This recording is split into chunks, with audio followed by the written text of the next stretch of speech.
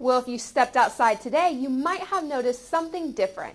UCF football defense lineman Brendan Hayes says the defense is ready for the SMU Mustangs this Saturday. And find out how NASA will be getting closer to the sun than any other man-made object in history.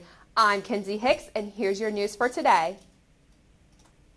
UCF football is back on Saturday, trying to get another conference win.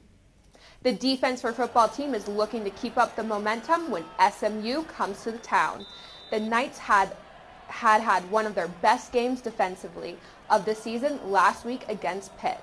The Knights are 4-0 and number 12 in the country per the latest AP Top 25 poll. They held Pitt to 109 yards rushing and no points in the red zone.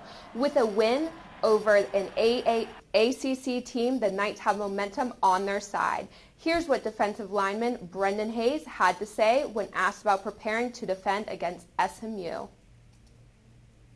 To be honest, everybody's running the RPO game right now, so I feel like that's the big emphasis this week is playing the RPO, the quick pass game, and just pursuing to the ball and making tackles. Hayes is looking forward to causing a lot of turnovers and 3 and outs for his team this weekend. UCF plays SMU on Saturday at 7 o'clock at Spectrum Stadium. You can follow along with coverage by staying up to date with Knightly News reporters Evan Abramson and Nathaniel Rivas. Mayor Dyer is joining 70 Central Florida community leaders on Church Street for an Orlando Economic Partnership-led mission to Pittsburgh. The group will learn about Pittsburgh's thriving technology and automation sectors, along with exploring ideas and initiatives that could be implemented in Orlando. It's been a long time coming, but space exploration is making its way towards the sun. But towards the sun doesn't nearly describe well enough how close NASA's new Parker Solar Probe will be getting to Earth's nearest star. The probe launched from a Delta IV Heavy rocket on August 12th and is traveling now in its 3-month journey towards, around, and into the atmosphere of the sun. The goal is to eventually have the probe as close 3.9 million miles to the sun's surface. It will get far closer to the sun than any other man-made object in history by getting 7 times closer to the sun than its closest competitor, the Helios B spacecraft. One of the main objectives of the probe is to learn more about solar winds, plasma, and particles that are sent out by the sun.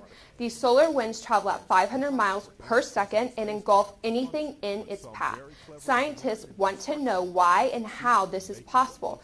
And with October here, the probe should be just about at its destination.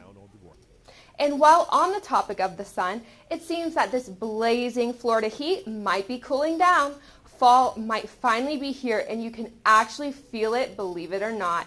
9:30 this morning, and it was a cool 80 degrees with a clear blue sky and a slight breeze. It's a little warmer now, so let's take a look at the forecast for today.